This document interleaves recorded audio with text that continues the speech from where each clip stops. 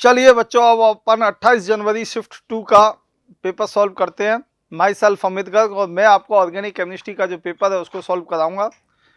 ये क्वेश्चन आया है, the product B form in the following reaction sequence is, और ये हाइड्रोकार्बन का क्वेश्चन है, और ये डिफिकल्ट इसका लेवल जो है वो ये मॉडरेट है। ठीक है, अब इसमें ए पहले एक मेजर बनाया हुआ है और फिर एजीसीएन से रिएक्शन की है, फिर बी मेजर बना हुआ है। ठीक है, तो दो बार ए मेजर, और तो देखो एल्कीन पर जब आप HCl का एडिशन कराते हैं, ठीक है, तो सिंपल सी बात है, स्टेबिलिटी ऑफ कार्बोकैटायन के बेस पर कराते हैं, फिर Cl लगेगा, AgCl लगेगा, साइनाइड है तो साइनाइड का साइनाइड आ जाएगा।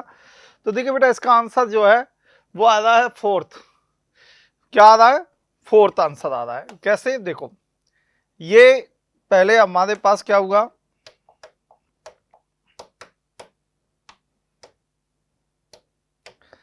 पहले समझने की कोशिश करना बच्चों, है ना। इसका फोर्थ आंसर कैसे आया? ये हमारे पास गिवन है और ये डबल बॉन्ड है। पहले मैं H+ का अटैक कराऊंगा, H+ का अटैक यहां होगा, और H+ का अटैक होने के बाद बच्चों आपको पता है ये पॉजिटिव यहां आ जाएगा, और जब ये पॉजिटिव आ जाएगा, ठीक है, क्लियर है, पॉजिटिव आ जाएगा, इसमें यहां भी एक बॉन्ड बनेगा। ठीक है, ये पॉजिटिव है, यहां आएगा, देन Cl- का अटैक होगा और Cl- अटैक करेगा, और Cl- अटैक करेगा तो आपके सामने ये जो प्रोडक्ट है, क्योंकि बेटा ये कैटायन इसलिए बना है यहाँ पर क्योंकि ये मोर स्टेबल है ड्यू टू द रेजोनेंस, ये रेजोनेंस कर रहा है इसीलिए more stable due to resonance, resonance के कारण ये ज्यादा स्टेबल है।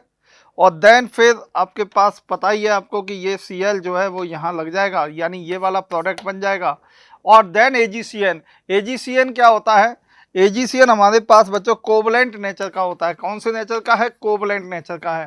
तो कोवलेंट नेचर का है तो Ag+C=N, तो ये जो लॉन पेयर है ये अटैकिंग स्पीसीज है, इसलिए ये आइसोसाइनाइड फॉर्म बन जाएगा। तो आंसर आ गया बेटा, फोर्थ आंसर इसमें हमारा आ जाएगा।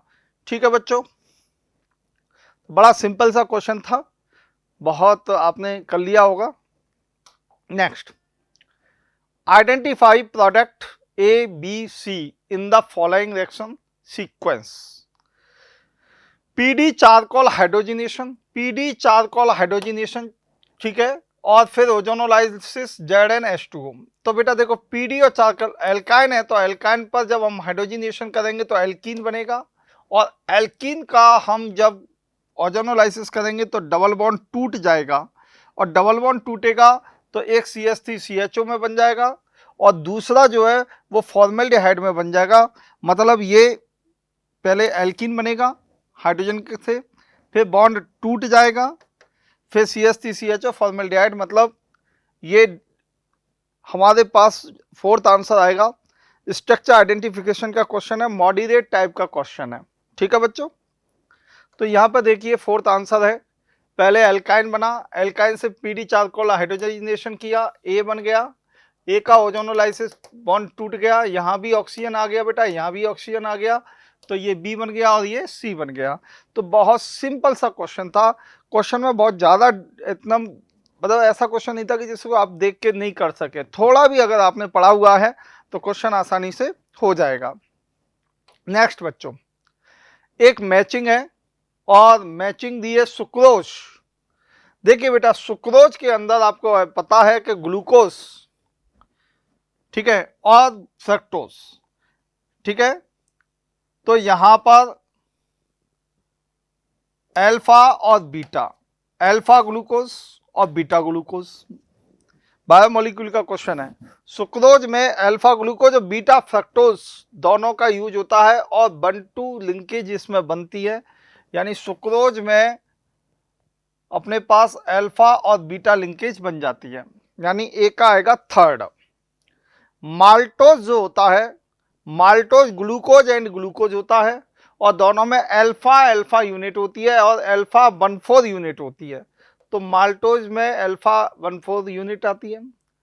लैक्टोज जो होता है, ग्लूकोज एंड गैलेक्टोज होता है, और ग्लूकोज और गैलेक्टोज जब बनता है तो बेटा यहाँ पर गैलेक्टोज और ग्लूकोज दोनों में अल्फा बीटा यूज होते हैं, ठीक है, बीटा बीटा होते हैं, तो बीटा 1,4 समझ में आया, बीटा ग्लूकोज और बीटा गैलेक्टोज ये हमारे पास लैक्टोज में होते हैं, और एमाइलोपेक्टिन में अल्फा 1,4 और अल्फा 1,6 यानी पॉलीमर है, स्टार्च का पॉलीमर है, ब्रांच्ड पॉलीमर होता है, इसमें अल्फा ग्लूकोज का 1,4 और अल्फा ग्लूकोज का 1,6 यानी ब्रांच होता है। तो ये मैचिंग है, मतलब हमारे पास जो आंसर आएगा वो आएगा बेटा थर्ड। चलिए इसका एक बार और सॉल्यूशन देख लेते हैं। सुक्रोज का अल्फा ग्लूकोज और बीटा फ्रक्टोज, ये इसका C1 और इसका C2, तो इसीलिए ये आया है। माल्टोज अल्फा ग्लूकोज होता है, C1 और C4 के बीच में ग्लाइकोसिडिक लिंकेज होती है, 1,4 ग्लाइकोसिडिक लिंकेज होती है, ठीक है, C1 एंड C4। लैक्टोज में बीटा ग्लूकोज और बीटा गैलेक्टोज होती है, 1,4 ग्लाइकोसिडिक लिंकेज होती है। और एमाइलोपेक्टिन अल्फा ग्लूकोज का एमाइलोपेक्टिन जो है ये पॉलीमर है, और इसका हाइड्रोलाइसिस करते हैं तो अल्फा ग्लूकोज बनता है, और यहाँ पर 1,4 एंड 1,4 ग्लाइकोसिडिक लिंकेज होती है। बहुत सिंपल था, हम बायोमोलिक्यूल में ये चीज़ें पढ़ाते हैं बेटा, लिंकेज याद करके जाना, लिंकेज कई बार पूछी जाती है। तो ये लिंकेज बेस्ड क्वेश्चन था कि कौन किसके बीच में बॉन्ड बनता है, ग्लाइकोसिडिक बॉन्ड का क्वेश्चन था, तो बड़ा सिंपल सा क्वेश्चन था, और आई थिंक आप लोगों ने कर लिया होगा। नेक्स्ट बच्चों, ये है रिडक्शन ऑक्सीडेशन हाइड्रोलाइसिस से क्वेश्चन है। Total number of compound form below when treated with hot KMnO4 giving benzoic acid. अब आपको पता है बेंजोइक एसिड के लिए हमारे पास एक बेंजाइलिक हाइड्रोजन प्रेजेंट होना चाहिए। Any compound having at least one benzylic hydrogen gives benzoic acid in presence of acid KMnO4, hot KMnO4। तो देखो बेटा यहाँ तीन बेंजाइलिक हाइड्रोजन है, ये देगा, यहाँ पर भी बेंजाइलिक हाइड्रोजन है, ये भी देगा, यहाँ पर भी बेंजाइलिक हाइड्रोजन है, ये देगा, इसमें बेंजाइलिक हाइड्रोजन नहीं है, नहीं देगा, इसमें बेंजाइलिक हाइड्रोजन है, ये भी देगा। बोलो क्लियर है, समझ में आया, ठीक है। ये अल्कोहल है, ठीक है, तो 3 डिग्री अल्कोहल है ना, बेंजाइलिक हाइड्रोजन है, और यहाँ पर समझ रहे हो 3 डिग्री अल्कोहल है। अब 3 डिग्री अल्कोहल का तो ऑक्सीडेशन होता ही नहीं है, 3 डिग्री अल्कोहल का ऑक्सीडेशन नहीं होता है, ठीक है। फिर ये बेंजाइलिक हाइड्रोजन है, और ये इसमें फिर ये बेंजाइलिक हाइड्रोजन है, तो बेंजोइक एसिड के बारे में पूछा है। तो देखिए बेटा हमारे पास आंसर आया 2, gives benzoic acid hot KMnO4, 1 2 3 4 5, ठीक है, तो 5 आ जाएंगे, तो 1 2 3 4 5 ये नहीं देगा क्योंकि 3 डिग्री अल्कोहल है, और बेटा यहाँ बेंजोइक एसिड पूछा है, जबकि इनके दोनों से जो है हमारे पास COOH ग्रुप जुड़ेंगे, तो ये भी नहीं देगा, ठीक है, तो ये भी नहीं देगा, और यहाँ पर ये देगा, ये 3 डिग्री अल्कोहल नहीं देगा। तो कुल मिला के 1 2 3 4 5 ये आंसर 5 आएगा। बड़ा ही सिंपल क्वेश्चन है, आप लोगों ने इसको कर लिया होगा, बेंजाइलिक हाइड्रोजन का है। हाँ 2 डिग्री अल्कोहल होता तो कीटोन बनता है, और कीटोन का फर्दर ऑक्सीडेशन होता है तो बन जाता है बच्चों, है ना, बेंजोइक एसिड में कन्वर्ट हो जाता है, लेकिन ये नहीं बनेगा। चलिए तो देख लीजिए 1 2 3 4 5 gives benzoic acid with hot KMnO4, benzylic hydrogen के बेस्ड क्वेश्चन था। चलिए नेक्स्ट, एरोमेटिक कंपाउंड का मॉडरेट क्वेश्चन है। इसमें हमसे ये पूछा गया है कि identify correct statement, primary amine do not give diazonium salt when treated with NaNO2 in acidic condition. अब आपको पता है प्राइमरी एमाइन है, NaNO2 और HCl दे दिया जाए या H2SO4 दे दिया जाए तो डाइओजेनियम सॉल्ट तो बनाता है, जैसे aniline. Aliphatic and aromatic primary amine on heating with CaCl3 and एथेनोलिक form carbyl amine reaction. Yes ये भी सही है, क्योंकि कार्बिल एमाइन रिएक्शन होती है बेटा, ठीक है, और कार्बिल एमाइन रिएक्शन में क्या होता है, एल्काइल आइसोसाइनाइड या फिनाइल आइसोसाइनाइड फॉर्म होता है ना। Secondary and tertiary amine also give carbylamine test, नहीं, सेकेंडरी और टर्सरी एमाइन नहीं देता, क्योंकि ये केवल प्राइमरी एमाइन देता है। Benzene sulphonyl chloride is known as Hinsberg reagent, बिल्कुल सही है, बेंजीन सल्फोनिल क्लोराइड को क्या बोलते हैं, हिंसबर्ग रिएजेंट बोलते हैं, और ये Hinsberg reagent is used for the distinguish 1 degree 2 degree and 3 degree amines में यूज किया जाता है। Tertiary amines react with benzene sulphonyl chloride very easily, no, ये तो रिएक्शन ही नहीं करता है। ठीक है, तो choose the correct answer from the option given below. तो देखिए बेटा, यहां पर आंसर है सेकंड, डायोजोनियम सॉल्ट बनता है और ये भी रिएक्शन देता है, known as Hinsberg reagent 3 degree do not react with benzene sulphonyl chloride. तो आंसर बेटा सेकंड है, सेकंड का आंसर ये है बी और D. Choose the correct answer from the given B and D. ठीक है, B aliphatic aromatic amine on heating with CH3 give carbonyl amine reaction, सही है। और डी है benzene sulphonyl chloride known as Hinsberg, ये भी सही है।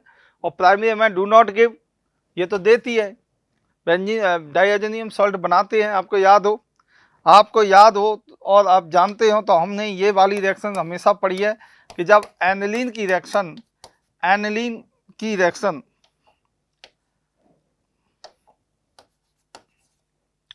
Aniline plus NaNO2 plus HCl होता है, तो ये दोनों रिएक्शन करके बेंजीन डाइएजोनियम क्लोराइड बनाते हैं। ठीक है, जबकि RnH2 इन दोनों से रिएक्शन करके R प्लस कार्बोकेटाइन बनाता है, जो वाटर रिएक्शन कर लेता है और अल्कोहल फिर वाटर से रिएक्शन करता है, और वाटर से रिएक्शन करके alcohol as a major product बनाता है। ठीक है, तो हमारे पास बेटा ये तो गलत हो जाएगा। ठीक है, तो ये गलत हुआ, do not give benzene dye salt treated with aliphatic aromatic. Yes, ये तो आपको पता ही है कि ये जो रिएक्शन है डाइजोनियम सॉल्ट बनाता है, और ये फिनाइल ये जो है ये हिंसबर्ग रिएजेंट, ये जो है हमारे पास कार्बोनिल एमाइन रिएक्शन है, और ये कार्बोनिल एमाइन रिएक्शन इसके साथ होती है। या फिर बेटा आप RnH2 भी ले लेते हैं, CH-Cl3KOH के साथ रिएक्शन करते हैं, तो ये RnC एल्काइल आइसोसाइनाइड बनता है, ये भी कार्बोनिल एमीन रिएक्शन का पार्ट है। और बेंजीन सल्फोनिल क्लोराइड को हिंसबर्ग रिएजेंट कहते हैं। प्राइमरी एमाइन बहुत फास्ट रिएक्शन करता है और KOH में सॉल्युबल होता है। 2 डिग्री एमाइन भी रिएक्शन करता है, लेकिन KOH में इनसॉल्युबल होता है। और 3 degree amine benzene sulphonyl chloride से रिएक्शन नहीं करता है, इसलिए इसका use 1 degree 2 degree 3 degree amines को सेपरेट करने में किया जाता है। चलिए बच्चों, नेक्स्ट यहां पर आपसे पूछा गया है the major product of the following reaction is. ये बेटा E2 टाइप की रिएक्शन है, और यहाँ पर स्टेबिलिटी ऑफ प्रोडक्ट के बारे में बात करेंगे। तो एक H यहाँ ये HBr निकल सकता है, और फिर एक H यहाँ ये HBr निकल सकता है, क्योंकि यहाँ पर हमें रेजोनेंस करने को मिलेगा। और फिर हमें प्रोडक्ट का IUPAC नाम पूछा गया है। ये हेलो एल्केन हेलो एरीन का क्वेश्चन है, और ये हेलो एल्केन हेलो एरीन का एलिमिनेशन पार्ट है, उसी का क्वेश्चन है जो इथेनॉल यानी अल्कोहलिक KOH हमको दिया गया है। तो देखिए बेटा, यहाँ पर हमने अल्कोहलिक KOH से रिएक्शन की, ये डबल बॉन्ड दोनों जगह आ चुके हैं, और इसका आंसर अब इसका IUPAC नाम लिखना है, तो 1 2 3 4 5 6 7। ठीक है, तो 2 फिनाइल,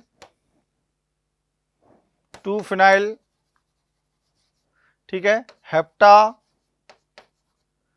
और यह आ जाएगा 2,4-डाइन।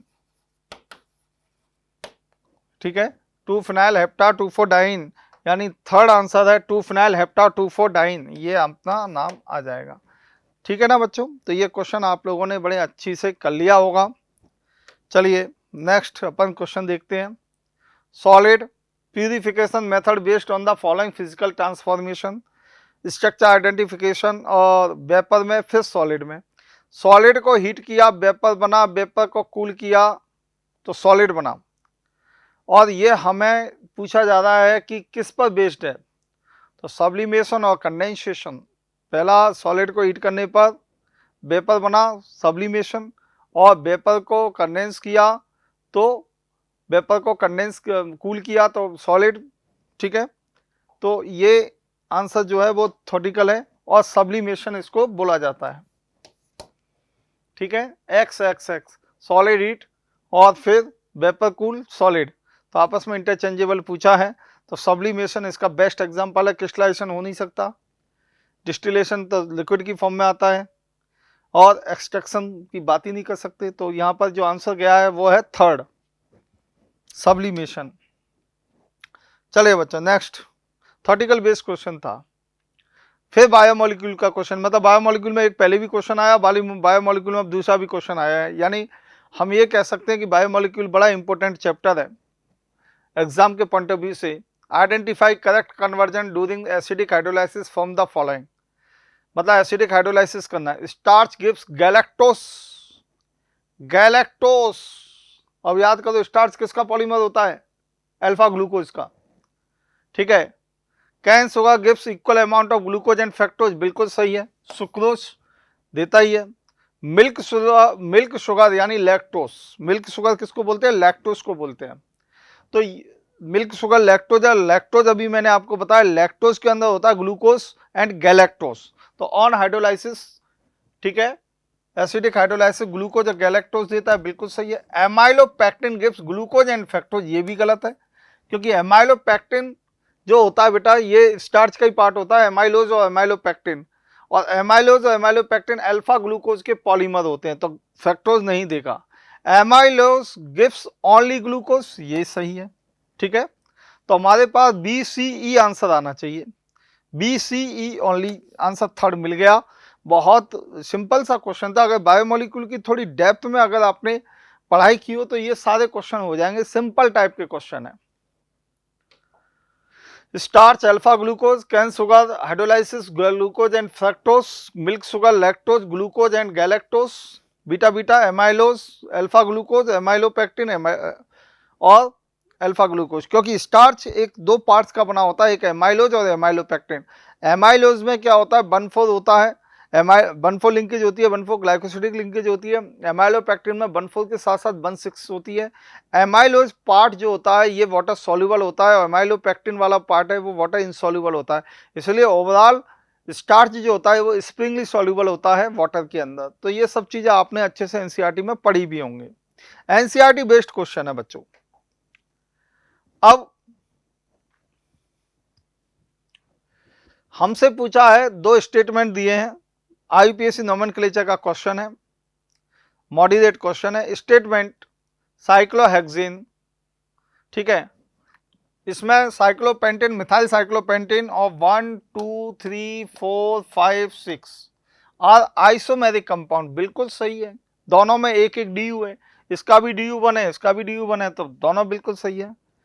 और ये फंक्शन 1 2 3 4 5 और 1 2 3 4 5 1 degree amine 2 degree amine functional isomers है, बिल्कुल सही है। दोनों स्टेटमेंट सही है, बोथ स्टेटमेंट आर ट्रू। ये आंसर आ गया बेटा थर्ड, दोनों ही सही है, दोनों आइसोमेरिक कंपाउंड है, बिल्कुल आइसोमेरिक हो सकते हैं, रिंग चेन आइसोमर है। और ये फंक्शनल आइसोमर है, 1 degree amine 2 degree amine are functional isomer होते ही हैं। तो देखो बेटा आर आइसोमर और 1 2 आर फंक्शनल आइसोमर, तो आंसर क्या आएगा बेटा 3 आ गया। इसके साथ ही ये 28 जनवरी वाला पेपर अपना सॉल्व हो गया। अब अपन नेक्स्ट सॉल्यूशन देखेंगे 29 का अगली क्लास में। ठीक है बच्चों, मिलते हैं अगली क्लास में।